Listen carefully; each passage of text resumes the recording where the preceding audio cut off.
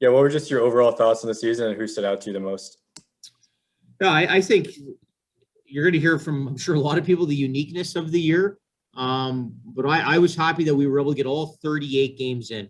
That was the number one goal for our group, was to not lose games, due to the COVID protocol, at least on our end.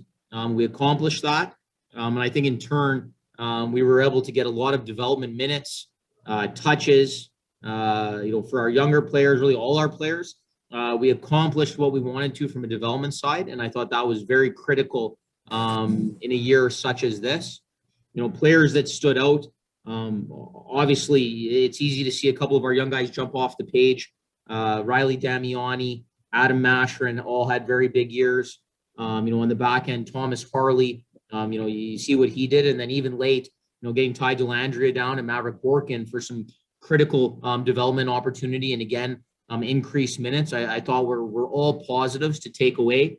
And then, you don't want to leave out some of our older veterans too. Everyone had different things to gain out of this year. I thought the veterans we brought in on AHL contracts did an incredible job, not only, playing, but, really helping us with the younger group we had, both in practice and off the ice. Let's go over to Stephen Meserve. Hey, Neil. So you mentioned specifically getting all 38 games in. If you could talk a little bit about I know I've talked with Whitey a little bit about the precautions you guys put around. You had the helmets off, masks on kind of rule, and the way that you ran the season to make sure that you were able to get all 38. Well, we took the AHL guidelines and protocol very serious, and we did our best to adhere to them in every possible, situation. It was important for us. And I think something we had addressed too, I think there was probably a little bit of a spotlight on us in Texas as when we first started the season back up, we were one of the, first states to really lift a lot of restrictions. We were obviously allowing fans in the building right away. So for me, I thought that was great. I was happy that we had fans in, but I also wanted to make sure we led by example. We weren't a team that all of a sudden was shut down a weekend because we had 10 cases, and here we are in Texas, and we're not able to execute what we want to execute. So for me, I was excited that we could have fans in our building, but I also wanted to make sure we played the games in front of them. And it was about development, and it was about getting our guys on the ice.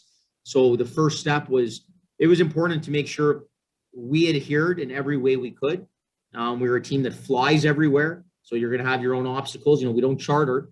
So to fly commercial, we just wanted to make sure we led by example, and was something we could look back at the year, and we used the Seattle Seahawks as our kind of model to build ourselves after in terms of accomplishing what we want to accomplish. And we ended up finishing the year with 0 COVID cases for any player on our team. Nobody got it while they were here in Texas with us. And then following up for that, obviously a lot of the restrictions, the road trips you went on. At one point, I think you said you got 25 minutes of practice in like a 2 or 3 week period. How is that as a challenge for you as a coach, trying to instill systems while also just dealing with the ridiculous schedule? Yeah, it was. We had one practice in 28 days, and that was that 25-minute practice we had in Colorado. And to be honest, we probably could have used the day off just to recover. But it was a point where I'm like, I wanted to at least get us on the ice and almost be on the ice without the stress of a game as well. So that's why we practiced that day. And it was more just to feel the puck. We weren't actually able to accomplish a whole lot of X's and O's minus a little bit of special team work. Hey, we knew it was going to be challenging.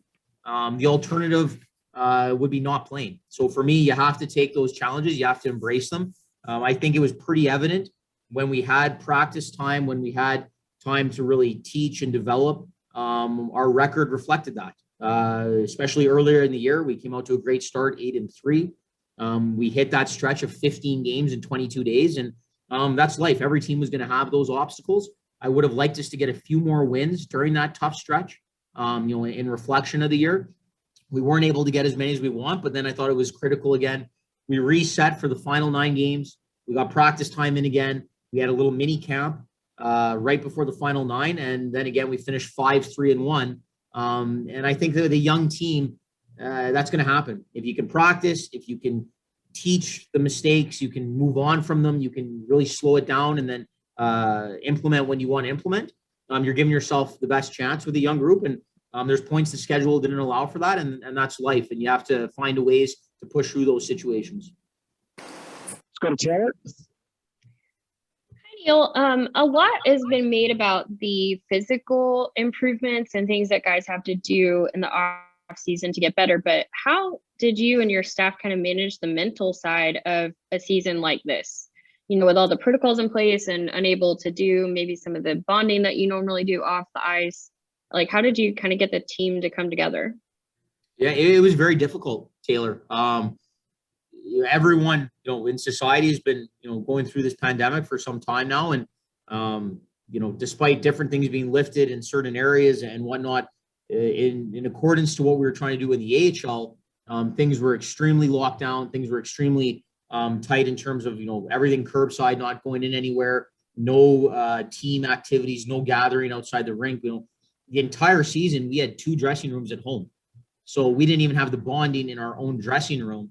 We had 2 dressing rooms besides game days, just to make sure if a case did occur, we had the proper separation, we had the proper, protocols in place to limit it to one case if it were to happen. So those are big obstacles. And I give a lot of credit to our players, a lot of credit to our leadership. We had an extremely tight group. Guys bought in to what we were trying to do, both in terms of the hockey and the protocol side, because you had to do the protocol to play the hockey.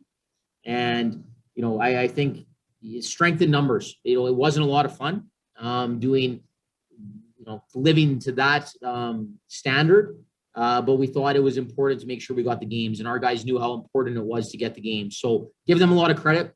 We tried to do a few things on the road where we did have a team banquet hall where we could completely space out. We were able to do a Super Bowl gathering first weekend of the season. We were able to do, the guys rented a UFC pay-per-view one night, and we had a big banquet hall in Tucson where we spaced out, and it was a great road trip. We had 3 wins. We finished with a big team night.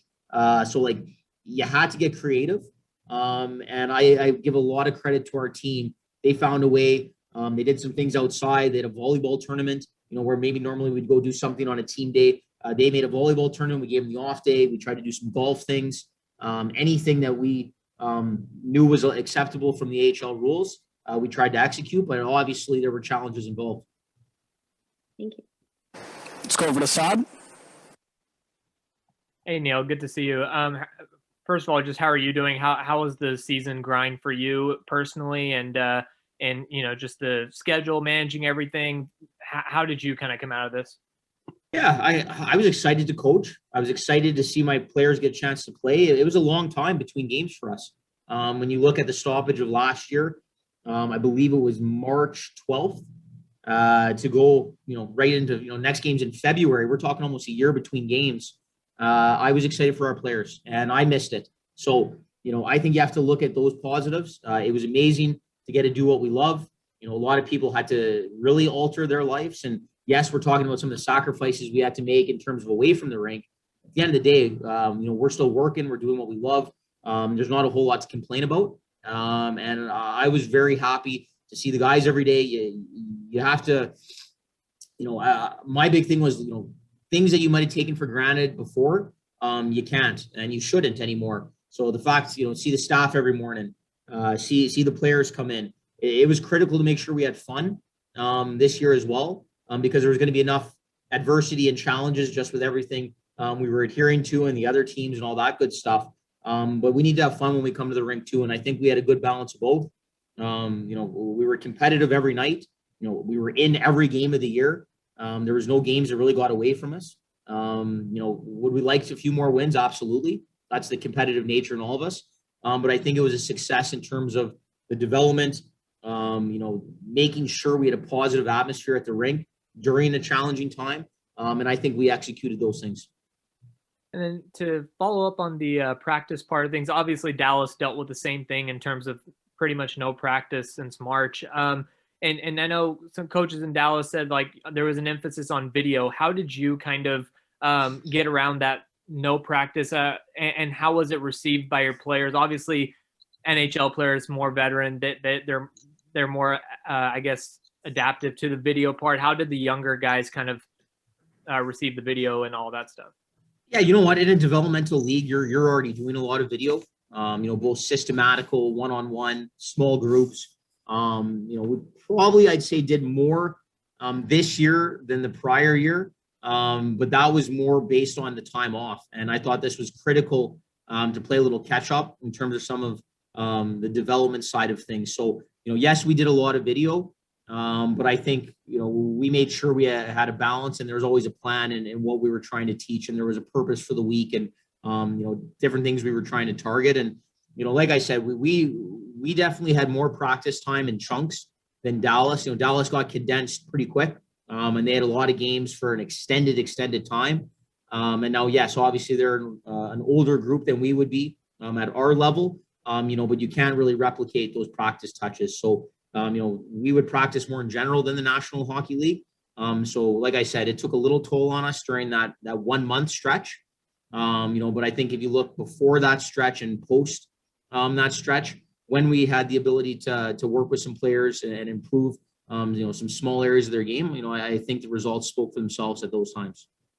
And also, just can you kind of speak to Travis and just your coaching staff and the growth that you saw from them and how important it was for their role in this entire season as well? Yeah, you bet. Well, Travis has an exceptional hockey IQ. He sees the game so well. Obviously, we know his offensive ability as a player, but what's impressive is he's so cerebral. He knows what worked for him offensively. You can counter that by, what we don't want to do defensively. So a player like Travis couldn't expose us. And, I love talking hockey with him. We sit here, obviously when we have our workloads, we're preparing, we're, reviewing. But when we're just talking hockey, it's a great atmosphere in terms of just brainstorming and picking each other's brains. And, I've obviously been coaching longer. So he picks my brain on certain situations, certain things. How would you handle this? How would you handle that? And then I pick his brain on, you're standing here on the half wall and you have a D-man coming out at you. What are you looking at? And what are you doing here? And, obviously I played as well, but not to his level. And I didn't have his ability or vision. So that's what makes his coaching staff, able to help each other. And I think it's all about communication and using each other's strengths. And I really enjoy working with him. The other member of our staff, Patrick Dolan, our video coach, he adds his own dynamic and flavor to the mix as well. He's a very good mind. He's an exceptionally hard worker, very detailed in his preparation. And I think when you pull those things together, it makes for a very good culture and it makes for a good working atmosphere. Thank you. Let's go back over to Steven. Actually, have a follow-up there on the coaching staff. Neil, partway through the season, you had Everett Sheen up here as well. What was that like to have him in? What's his year been like, if you could speak to that at all? And what was it like having him here? I loved having him here. Obviously Sheener and I coached 3 years together with the Idaho Steelheads. They took this year off due to the pandemic and fans restrictions and, stuff along that nature. So to get him out here for, I believe it was 7 games total, 3 against Cleveland, 4 against Iowa. It was awesome. I was happy for him. I appreciated the help. I appreciated his input. He did an excellent job. And he came in and helped us and added a new voice. And he was very comfortable. He's a very good coach. He has a very bright future. And he's doing a great job as the head coach in Idaho. And obviously being our affiliate, we talk on a regular basis and our relationship, we played junior hockey together. I've known him since we were 16. So he's a very good friend, as well as someone I respect his hockey mind. So to get him up here, that's pretty unique. You try and take positives out of a year, where there are pandemic restrictions. And, when does an ECHL coach ever get to come up for 7 games mid-year? It was like a coaching call-up, and it was awesome. I really enjoyed having him here, and he did a terrific job. Speaking of things that were unique about this year, you pretty much had a very much the same lineup. I was looking at like Riley, Adam, and Nick were same, entire year. How is that different? Is that a challenge or is that a benefit as opposed to a typical AHL year? Yeah, you know what? You didn't see quite as much turnover as you normally do. In terms of, the taxi squad kind of alleviated a lot of that. I think it's great to get some continuity with your group, though that's the positive. Obviously there are some very talented high-end players on that taxi squad that, yeah, sure, you'd love to get, some games with those guys, but that's just not the way the year was. It was important that those guys were ready at a moment's notice, and they were being used in and out every night with Dallas. Those guys were all being utilized up there, and that was a unique experience for them in their own right. So, for me on this side of things, I think it was great to get some continuity in the lineup. Like you refer to that one line. Very rarely have I kept a line together for that many games consecutively, without even, maybe trying to break it up or try something new. But they were such a constant presence, and they were so consistent in adding offense. It seemed that even if we tried breaking them up in game at moments, they usually found their way back together pretty quick. And then they get a goal quickly, and, they kind of, there'd be some affirmation that, let's keep this group going. And then we need some other guys to step up for our depth scoring. Let's go over to Matt. Yeah, Neil, what was your impression of Adam Scheel for the month or so that he was with you guys? Yeah, no, I really liked what he did. I think, these games coming in at a college where normally you come in at a college, if a regular schedule, maybe you get 5, 6, 7 starts. To come in and get 12 starts, you're not going to see that in a normal schedule. So again, there's another positive to take out of a crazy year like this. We just had a prospect come in, get 12 starts. Next year is his rookie year.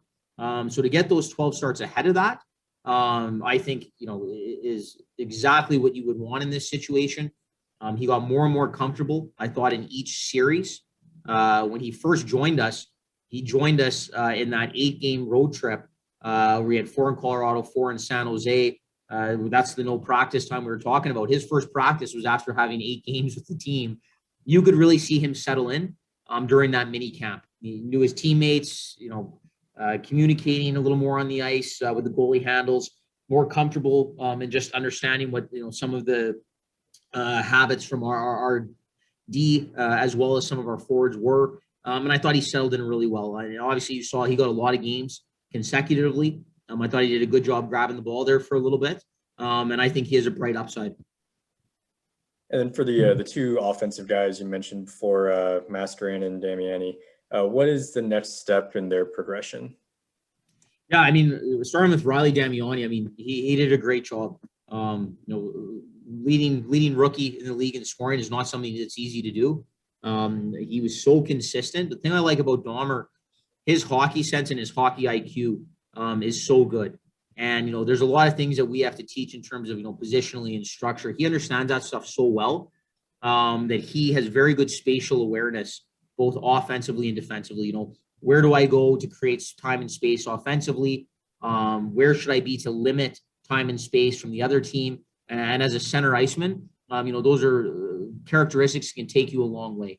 In terms of what he needs to do moving forward, add some weight to the frame without losing his speed. 'Cause he plays the game with pace. He gets up and down the ice well. He just needs to mature. He's a young man. He's 20 years old. He's going to add some muscle naturally, and he needs to have a big off season, which I no doubt he will. But he's going to keep himself in that conversation. And he's a prospect to definitely keep an eye on in the coming months here. And I'm excited to see him at Dallas camp. Mash came back in phenomenal shape. Obviously, you guys know he missed the remainder of last year with an injury. Again, silver lining. That gave him a full chance to heal. He wasn't rushed back at the start of the year. Coming back to start in February, he was 100% healthy and then some.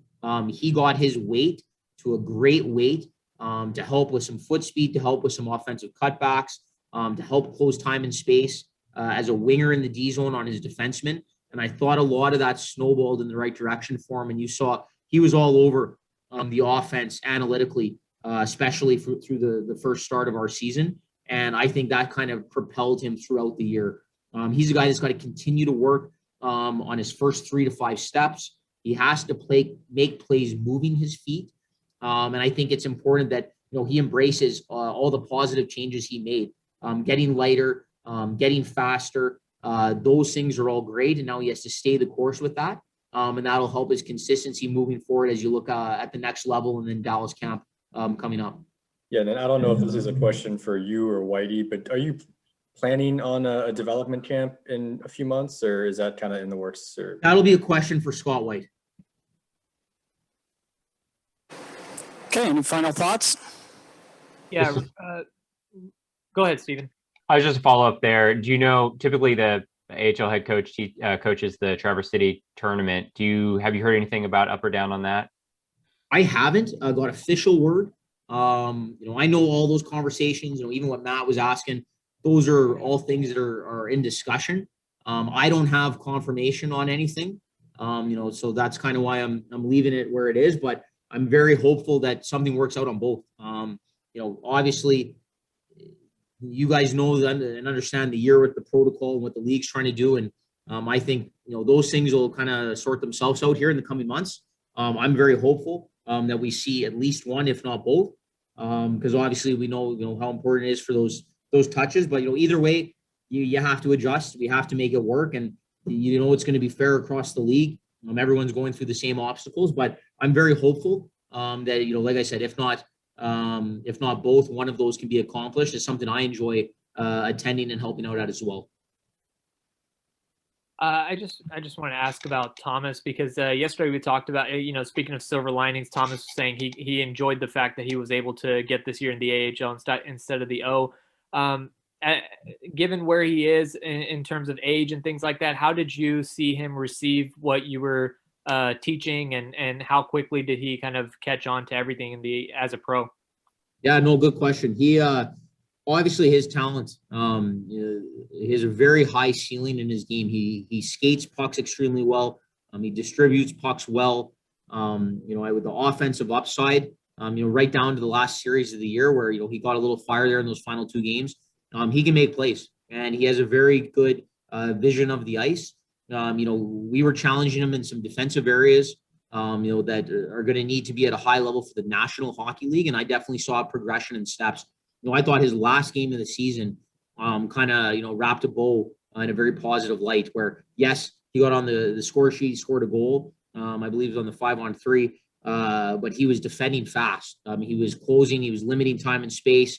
He killed plays with urgency. And those were all things that we had stressed and talked to him throughout the year. And we saw a lot of progress in those areas. Now, he needs to have a big summer.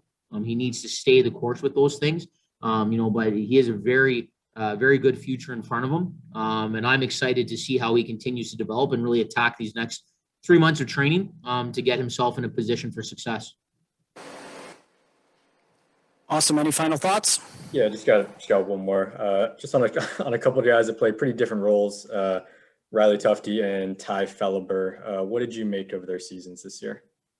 Yeah, I thought Tufts consistently for the entire year was one of our top penalty killers.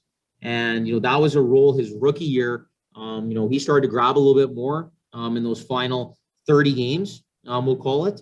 And he came in, really excelled in that area. And, the PK, you're going to have ups and downs in the percentages, but overall it was a strength for our group most of the year. And I thought Tufts did a great job. He was primarily paired with Josh Melnick on the penalty kill.